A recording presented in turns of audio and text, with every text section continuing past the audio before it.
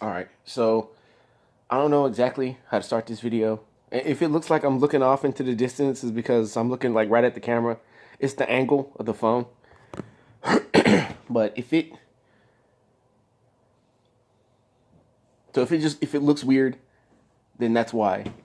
So, like I was saying, I don't know exactly how to start this video. So I'll just start with the facts. Also, I don't want to make this sound like I'm just like complaining. This is not like a rant or anything like that of just like, oh, why me? Oh, feel sorry for me. That's not what this is. But I'd be lying to you if I said that I'm not feeling too great. I haven't been feeling good for a while now. Now, all of this, all of these feelings stem from one thing. And for those of you who remember, thank you very much for committing this to memory. But for those of you who don't remember, last year I got diagnosed with an autoimmune disease called HLH. Now, this is a very nasty disease. So if you think that I'm bullshitting you, just look it up. It's a rare disease, and I know how like bullshit that sounds. Like, yeah, right, you got a rare disease. Yeah, whatever. Yeah, my cousin and my uncle had that same disease. Gave them some Robitussin, they was fine. Look, it's a real thing, and I really have it. And I've been battling this thing for like 2 years. Legit. So in March of 2018 is when I got sick. I mean, I was really, really sick. There's not too much documentation or footage of me being sick to prove what I'm saying to be true. But it's a thing. It did happen. And I was very sick for a very long time. My treatment required me to get extensive, heavy chemotherapy, and that took its toll on me. For those of you who have never had chemo, or you've only heard about it as a sort of like a, if you've heard about somebody getting chemo, it's not fun. It's not a fun experience, and it for damn sure is not easy. It's really not. It's not a cakewalk. You're not gonna go 12 rounds with the champ afterwards. You feel like garbage, and then it damages your body. And I've had to get chemo. I had to get one round of chemo that went for months, went for a couple of months, and then I went to a cancer specialist. Oh, by the way, like HLH is not cancer. Like, I just want to get that out of the way right now. It's not cancer, but you treat it like you would cancer, and you deal. The symptoms are very much like cancer in the way that it can go in remission, and then it can come back, just like cancer can. But I want to reiterate, it's not cancer. But I went to a cancer specialist, and then unbeknownst to me, I didn't even realize that I needed to, after my first round of chemo treatment, I didn't even realize that I needed a second round. Like, I needed more chemo. I wasn't aware of this. My oncologist that I was seeing was hoping that the first round of chemo would have done the trick, and then my immune system in my body would have just kicked back on. The problem is that it didn't. And its protocol with HLH patients to get 2 rounds of chemo. So once the chemo stopped, I was all ready to go. And you could imagine how crushing it was when I was told that I have to do this again.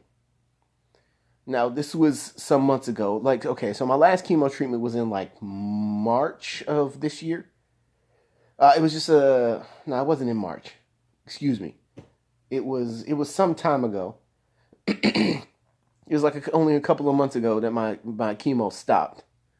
And if you're thinking to yourself, if you're looking at me right now, you're thinking to yourself, man, whatever, you ain't been through no chemo with a beard like that. Actually, I take chemo drugs that you're supposed to take during and after chemo in order to be able to help protect your organs and things like that. But a side effect from taking those chemo drugs is excessive hair growth.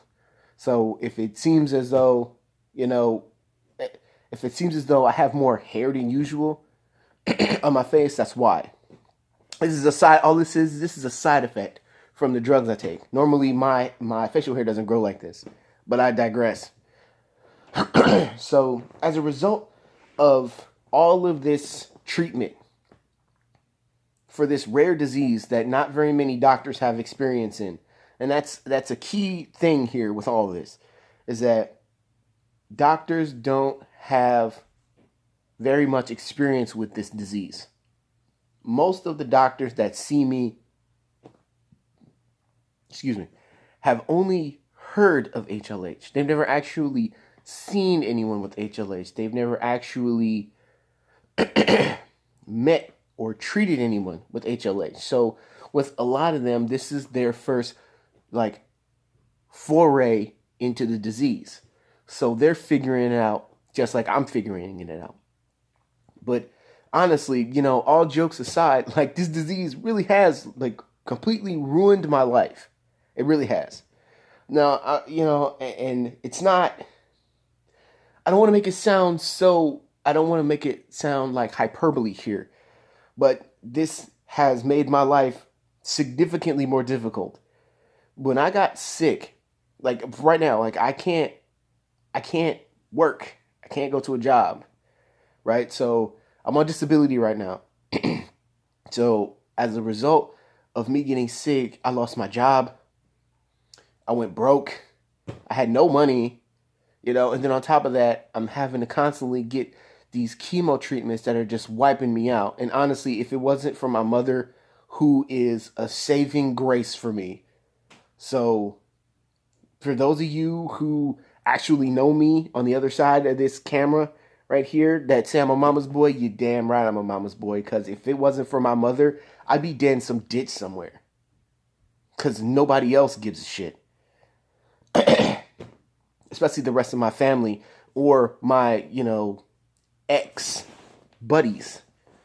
So if it wasn't for her, I'd be out of here. It'd be a done deal, it'd be a wrap. So really, she's my saving grace in this whole thing.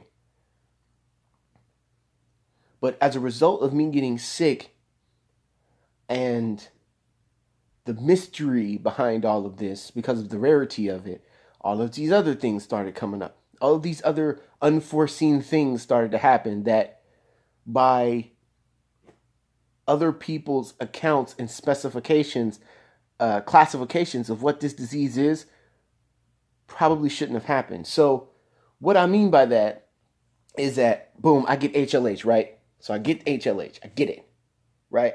And it makes me really, really sick. It makes me really, really sick. Then, boom, now I'm anemic. So now I have to get blood transfusions on top of getting chemotherapy every week. So for those of you who don't know what anemia is, that's when your body doesn't make enough red blood cells. It's when your body doesn't make enough blood cells, or specifically red blood cells. So that's where I'm at right now. Right now, as the time of this recording, I am anemic. Okay, so we're going to go into biology 101 here. All right, so the average healthy male, right, has a normal red blood cell level of about 12 to 14, right? So for some of you out there watching this video, your blood levels as a male, adult male, is from 12 to 14, right? That's where your blood level should be at. Mine dropped when I was sick. When I was at my very sickest, my blood levels would drop to about 6. So that's about half that. But now, as of right now, of this recording, it's about at 8, and it's staying there. It's not going back up. I'm not recovering.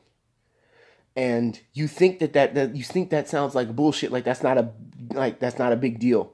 But think about all the things that the red blood cells do for your body. Your red blood cells provide oxygen to every bodily function in your body, giving your organs oxygen, even low Low oxygen levels in the blood can affect your breathing, which it is doing. Like sometimes I have a hard time catching my breath because of it, which negatively impacts my ability to train for those of you who watch my videos regularly. So I'm working with this personal trainer and I'm just running out of gas. And one of the reasons why I'm working with a personal trainer is because also as a negative result of me being in the hospital for a month, not a figurative month, an actual literal 30 days, my muscles have atrophied. So now I'm having a hard time walking. I'm having a hard time walking upstairs. It actually causes me physical pain to walk up and down stairs. It's extremely difficult for me at this point. I'm having balance issues, foot pain, and also this weird thing is happening with my feet now. So if this works out, I should be inserting a video right about here. All right, so after I got diagnosed with HLH, this started to happen.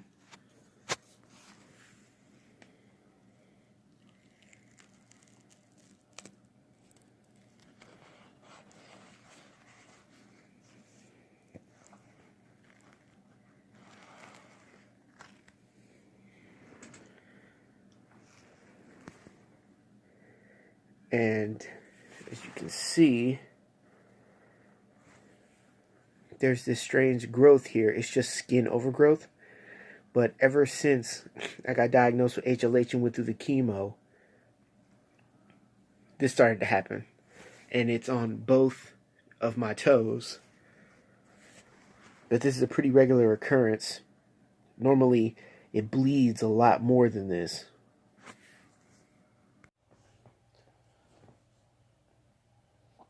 There's a plethora of different things that are happening to me as a result of me getting this disease. I sweat profusely when I eat now or drink certain things. So I almost derive no pleasure from eating anymore because it becomes a process of me having to wipe myself down from sweating. But going back to previously, like the leg thing is just, that's the biggest thing. The muscle weakness is like the biggest thing. So and I'm going to be super open in this video right now, but because of all of this muscle weakness, it has manifested itself into insecurity with me. Yeah, I get no pleasure from sleeping anymore because it manifests itself into these dreams and these nightmares of inadequacy. I can't protect myself. I can't protect my family. It's a real thing. You know, I have to talk to, I literally have nobody else to talk to about this. And this is not me. I don't want you to mistake this for me begging for help, because I'm not. I'm not asking for a shoulder to cry on, because I know that a lot of the people that actually know me aren't about that. All right, and this is not me taking a shot. It's just I understand people. But I've had to refer myself to a mental health professional, a therapist, in order to help me be able to deal with all of this, because it's more than just physical. It's more than just physical stuff. It's more than just physical pain. It's more than just you just got sick, you just get up and you just walk it off. It's way more than that. There's a lot of things that I have to deal with mentally with dealing with this. Knowing who I was before and having to deal with who I am now. And having to understand that there is a possibility that I may never go back to being that guy I was before. And having to adjust to that.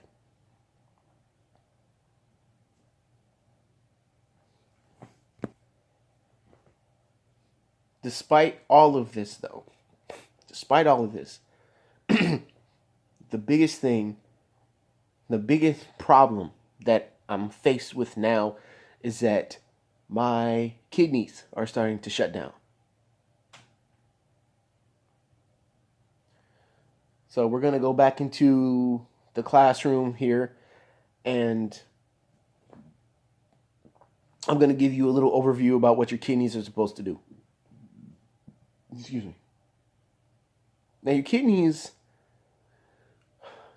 filter out waste from your blood. That's what they're supposed to do. So when they shut down, they can't do that. Which means that it just leaves waste products in your blood, which can make you sick, which can kill you. You could die from it. If your kidneys shut down, you don't get medical attention, you can die from that. It's a real thing. It's not a joke. So, that being said, I have stage 4 kidney disease. I just spoke to a nephrologist yesterday, and it seems like every time I talk to this woman, it's always bad news. So I'm never hopeful when I have to talk to the nephrologist. Now, nephrologist is a kidney doctor. So my kidney function has steadily been going down for months. Now, I've had, there's this hole in my kidneys, which causes protein leakage, but it was never a problem before because I was always relatively pretty active. But now, because of me getting HLH and all the damage I've suffered because of it, all the chemotherapy, all the blood transfusions, all of these things, now my kidneys are failing. So it's a real possibility that my kidneys could completely shut down on me, right? So I'm right now, as of the recording of this video, I'm working with about 23% kidney function, and it's decreasing, right? So on a scale from 100% to about 0 is the scale of how your kidneys should function. 100% is obviously very good, but it can decrease over time due to like injury or kidney disease and things like that. And they categorize it, they categorize each stage by how much percentage it goes down. So there's 5 stages. There's stage 1, there's 2, 3, 4, and 5. Okay, so before now, my kidney function was at stage 3, right? It's bad, but it's not that bad. It's manageable. But then, over time, it dropped to 4. It dropped to stage 4. So now it's getting closer and closer to about stage 5, which is 15 to 0. So that's full kidney failure. And this is a real thing. This is something that's really happening to me. And it's something that I was so sad and angry about until I came to the realization that I can't even really be mad about this because it happened to me. Like, of course this happens to me. Now, that statement taken out of context sounds like, oh man, this dude's just feeling sorry for himself. But if you know me, you know that I've been dealing with this sort of stuff my entire life. So it's like when something like this happens, it's like, of course something like this would happen. Of course I would get some rare disease that adults aren't supposed to get. Of course, my kidneys are failing. Like, of course, because it's me. So I'm not even that surprised. But it still doesn't take away from the anger you feel, the feeling of unfairness, because you look around and it seems like everybody else, it seems like, not the fact that it is, but it seems like everybody else is doing so much better than you, and you're laid up sick, and regardless of your best efforts, everything still goes wrong. That's sort of what it feels like. And then you start questioning yourself about, when did this get away from me? When did this fall off the rails? At what point did I lose control? What did I do wrong?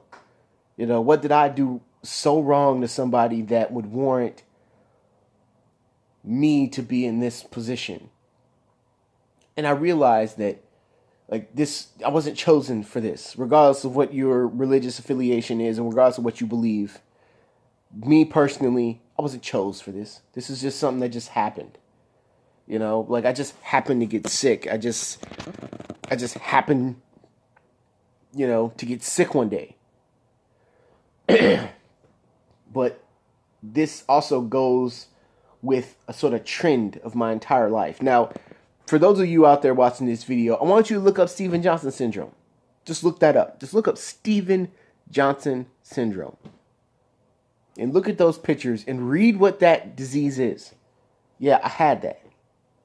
And then look up HLH. If you think it's bullshit, if you think HLH is bullshit and it's not a big deal because it's not cancer, oh, well, if it's not cancer, then who gives a shit? If you actually believe that, if that's what you actually believe, then you can kiss my ass, because this shit is a big deal. And nobody seems to be interested in wanting to tell my story as if it's not important enough to be mentioned. And then it's like, boom, I got that too. You know, HLH, boom, I got that too. And then kidney failure, boom, I got that too. And you know what? And it sucks because, like, I just want to get better and I just want to get stronger. And I'm sure that there are a lot of Carl detractors, or for the kids these days, a lot of Carl haters out there that would revel in the idea of what I'm going through right now. They would be ecstatic to see that I'm sick.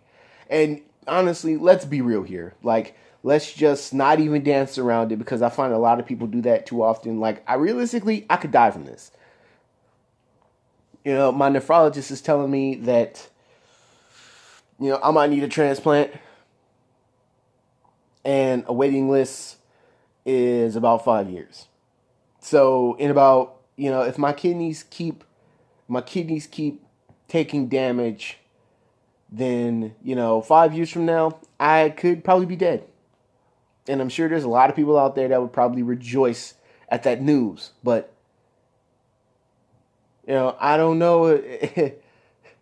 Like, I don't want to go out like that. You know, it's just like, man, it sucks. That you do all of this stuff that you think is making you better, and regardless of what you do, you can't push against the tide. You know, you're a paper tiger in the face of a hurricane. And that's what it sort of feels like right now. You're a paper tiger in the face of a hurricane.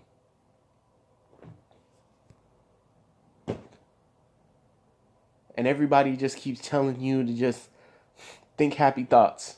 Just stay positive. Just think happy thoughts. And I'm looking at them like, there's not enough happy thoughts in the world that's going to cure me of this. You know, and it pisses me off because these people clearly the people that are telling me this clearly don't understand what this feels like and how negatively this has impacted my life. And I'm not angry at them, because in some cases that's the best they can do. And you can't get angry at them for trying to comfort you, because it's just sometimes with some people, that's just the best they can do. You know, they're not emotionally gifted people. You know, they're not wordsmiths, and they're not good with these things. So in some cases, that's just the best they can do. And it's just like, man, that's the last thing that I want to hear, you know? Like, my kidneys are shutting down and you're telling me to think happy thoughts. Like, I ain't Peter Pan, you know? Like, I ain't gonna get up and fly away, you know? It's like, shit, I need solutions, man. Like, I need real shit. At the risk of this video going on super long, because I think this has been over 20 minutes now, of just me riffing. Like, there's no script here, it's just me talking. if you gotten to the end of this video, I really appreciate you sticking around and watching all the way to the end. I know that some people can't spare the time or they don't have the attention span, but if you got this far, I really appreciate it. I think that everybody should be more aware of this disease, especially, considering that I am a African American male that has a disease that usually affects white children. So that might be a thing now. So my suggestion is, don't try to be that guy. All right, don't try to be a badass. Or, I don't like doctors. If you get sick, listen to your body, because it will tell you. Go to the fucking doctor. Get your ass checked out. Because if you don't, it could get worse.